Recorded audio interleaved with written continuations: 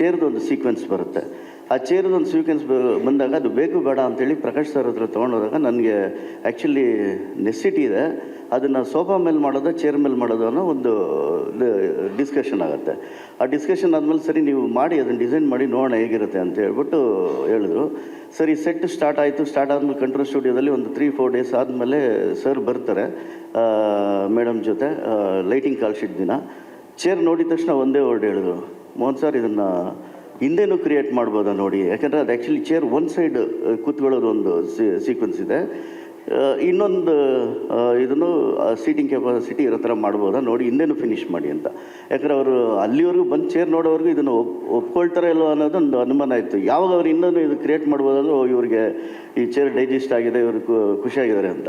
ಕೊನೆಗೆ ಹೆಂಗಾಗೋಯ್ತು ಆ ಚೇರ್ ಒಂದು ಸನ್ನಿವೇಶ ಅಂತ ಹೇಳಿದ್ರೆ, ಸೆಟ್ಟಲ್ಲಿ ಬಂದು ಶೂಟ್ ಮಾಡಿ ಒಂದು 2-3 ಸೀನ್ ಶೂಟ್ ಆಗ್ತದಂಗೆ ದರ್ಶನ್ ಸರ್ ಎಲ್ಲರನ್ನೂ ಕರೆದುಬಿಟ್ಟು ಈ ಚೇರ್ನ ನೀವು ಇದನ್ನು ಹೇಳಬೇಕು ಬೇಡ ಅನ್ನೋದು ಗೊತ್ತಿಲ್ಲ, ಪ್ರಕಾಶ್ ಸರ್ ಪರ್ಮಿಷನ್ ಇಲ್ಲದೆ ಹೇಳ್ತಾ ಇದ್ದೀನಿ, ಈ ಚೇರ್ನ ನೀವು ಥಿಯೇಟ್ರ್ ಮುಂದೆ ಇಡಬೇಕು, ಇದನ್ನು ಅಭಿಮಾನಿಗಳು ಕೂತ್ಕೊಂಡು ಅದನ್ನು ಎಂಜಾಯ್ ಮಾಡಬೇಕು, ನನಗೆ ಅದು ಖುಷಿ ಆಗುತ್ತೆ, 100% ಇದೆ, ಯಾಕಂದ್ರೆ ಅಷ್ಟು ಚೆನ್ನಾಗಿದೆ ಅಂತ ಅವ್ರು ಹೇಳಿದ ಮೇಲೆ ಅಂತ ನನಗೆ ಆ ಚೇರ್ನ ಹಗಲು ರಾತ್ರಿ ನಿಂತು ನಿರ್ಮಿಸಿದ್ದಕ್ಕೆ ಸಾರ್ಥಕ ಆಯಿತು. ಇವತ್ತು ಅದನ್ನು ಓರಿಯನ್ ಮಾಲ್ ಮುಂದೆಗಡೆ ಇಟ್ಟಿದ್ದೀವಿ. ಕ್ರೌಡ್ ಮೇಂಟೈನ್ ಮಾಡೋಕ್ಕಾಗ್ತಿಲ್ಲ ಆ ಚೇರಲ್ಲಿ ಒಂದೊಂದು ಸೆಲ್ಫಿ ತೊಗೊಳಕ್ಕೆ, ಯಾಕಂದ್ರೆ ಅದಾದಮೇಲೆ ಮತ್ತೆ ಬೇರೆ ಕಡೆನೂ ಒಂದು ಇಡುವಂಥ ಇದಿದೆ. ಇದನ್ನು ಏನಕ್ಕೆ ಹೇಳ್ತಾ ಇದ್ದೀನಿ ಎಕ್ಸೈಟ್ ಆಗಿ ಅಂದರೆ, ಅದೊಂದು ಈ ರೀತಿ ಎಲ್ಲ ಕೆಲಸಗಳನ್ನೂ ನಾವು ಈ ಸಿನಿಮಾದಲ್ಲಿ ಮಾಡಿದ್ವಿ. ಅದಕ್ಕೆ ಅತ್ಯುನ್ನತವಾಗಿ ನಮಗೆ ತುಂಬ ಬೆನ್ನೆಲುಬಾಗಿ ನಿಂತು ಪ್ರಕಾಶ್ ಸರ್ ಅಂತೂ ಸಖತ್ ಇದು ಮಾಡಿದ್ರೆ, ಯಾವುದಕ್ಕೂ ಕಾಂಪ್ರಮೈಸ್ ಆಗಕ್ಕೆ ಬಿಟ್ಟಿಲ್ಲ.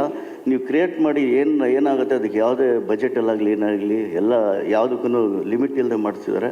ರಿಯಲಿ ಈ ಥರ ಒಂದು 10 ದಿವಸ ಈಗ ನಾನು ಇಲ್ಲಿ ಚೇರ್ ಮೇಲೆ ಕೂತ್ಕೊಂಡು ಆ ಟೀಸರ್ನ ಸಾಂಗ್ಗಳನ್ನ ನೋಡ್ತಾ ನನಗೆ ಒಂದು ಹೆಮ್ಮೆ ಅನ್ನಿಸ್ತು.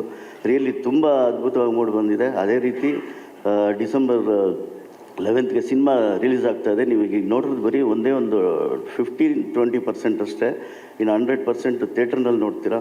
ರಿಯಲಿ ಎಕ್ಸ್ಟ್ರಾರ್ಡ್ನರಿ ಫ್ರೇಮಿಂಗ್ಸ್, ಎಕ್ಸ್ಟ್ರಾರ್ಡ್ನರಿ ಕತೆ ಎಲ್ಲ ಅದ್ಭುತವಾಗಿದೆ. ಇದು 100 ದಿನಕ್ಕೂ ಹೆಚ್ಚಿನ ಕಾಲ ಓಡಲಿ ಅಂತ ಆಶಯಿಸ್ತಾ ನಾನು 2 ಮಾತು ಮುಗಿಸ್ತೀನಿ. Thank you so much sir. ನಮ್ಮ ವಿಜಯವಾಹಿನಿ ನ್ಯೂಸ್ ಚಾನೆಲ್ನಲ್ಲಿ ಪ್ರಮೋಷನ್, ಜಾಹೀರಾತು, ಅಡ್ವರ್ಟೈಸ್ಮೆಂಟ್ ನೀಡಲು ಸಂಪರ್ಕಿಸಿ 9535808456.